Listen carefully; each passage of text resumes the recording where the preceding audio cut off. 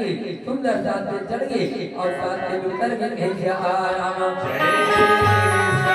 हर बैठे ढेड़ा मरती सुंदर मैं नाचा आज नाची वाला लगा भी कैसे आराम बाजे बजाए तोरे नाम के बाजे बजाए तोरे नाम के तोरे चोला कर रही हो नाम प्यारा सिया राम भगवान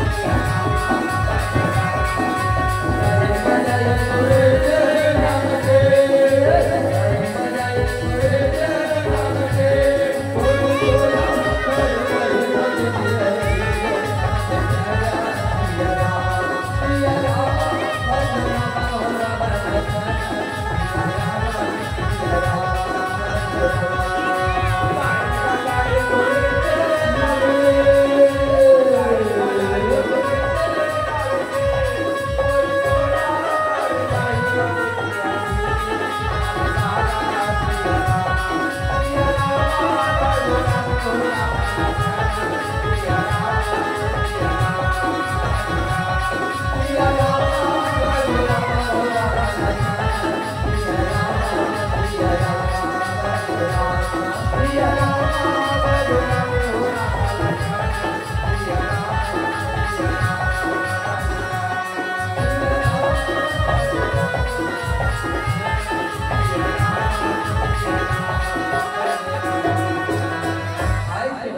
भगवान भोलेनाथ के सुंदर महिला जगल हो जाती आज भगवान शंकर के बरात जाने के लिए भगवान शंकर सुंदर नवा हुआ थे और नाना प्रकार के वस्त्र पहनावा था ये कैसे आराम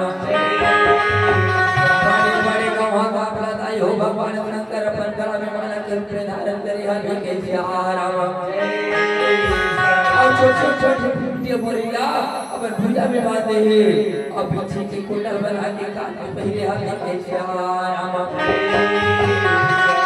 मन भर में राखा दाई हो भगवान शंकर अपन घर में सुंदर हाथ कैसे आराम ऐसे बात मैया हो भगवान भगवान के बड़ा सब बराबर था कैसे आराम पैदा में चले चले माद गौरी करे भैया अजोगरी परे दिन मोरत परे होगी मगन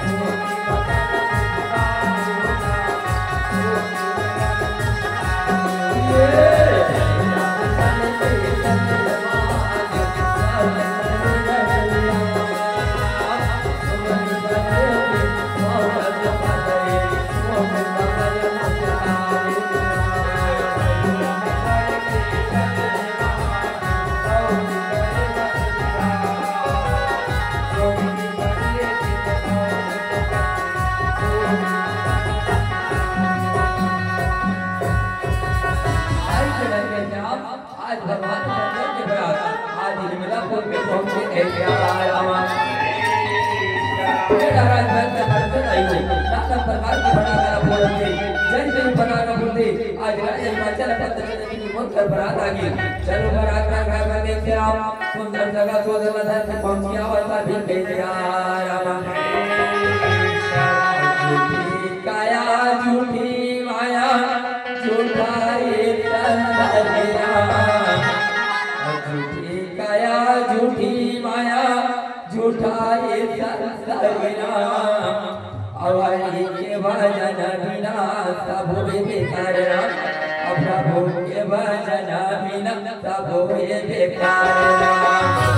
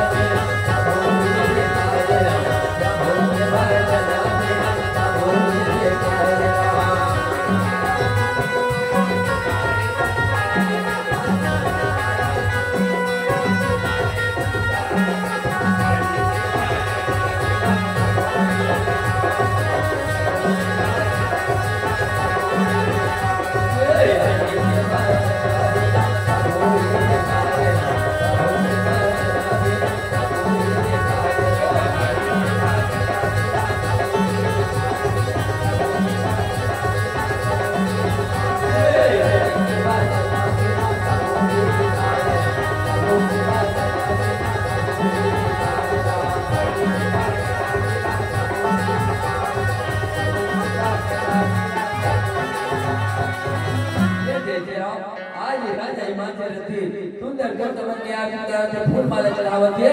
और हर कर भूत मारती ये मां सामने बैठो हुआ था कि कैसे आए रामा और हमें बने तो ना जाने भोला और हमें बनो तेरा तेरा अब हमें बने तो ना जाने भोला और हमें बनो तेरा तेरा और हाथी घोड़ा छोड़ के बोला बुढ़गा बैला में आई होना और हाथी घोड़ा छोड़ के बोला बुढ़गा बैला में आई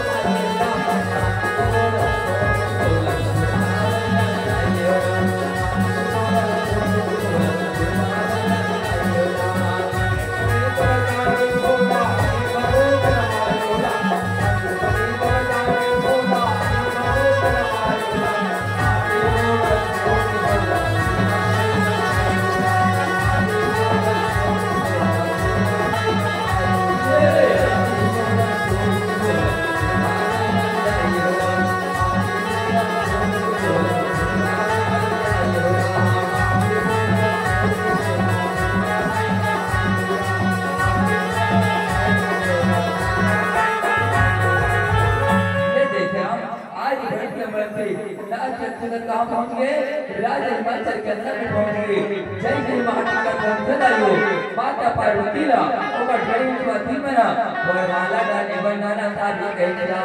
रामा और धामे की एक लाई में माही और कैसे कर दुर्गा खाती और कटे मोड़े लाते लगा के जोड़े और ढाले में बाबा होला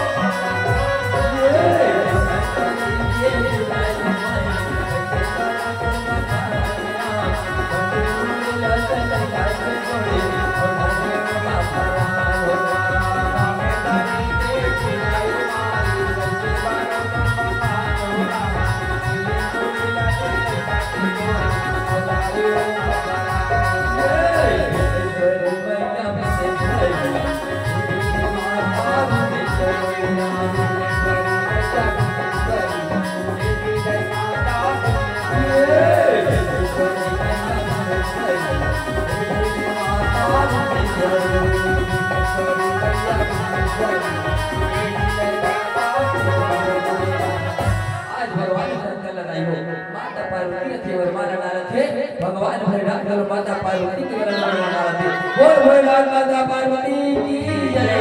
आज जगत के राम भगवान शंकर माता पार्वती के सुंदर विवाह हो जाते ताई हो बिना लड़ जाके राम हमारे काकर हो जाते रात ये मन चले बिना ले भूख है प्यार राम अपने गिरे मोती बरस नीला पूछा क्या बुरा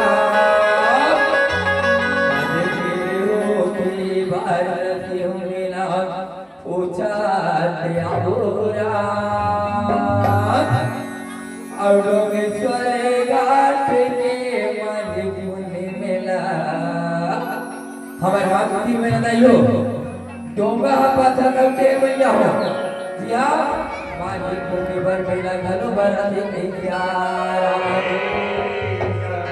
औडोगेश्वर घाट के मन पुण्य मेला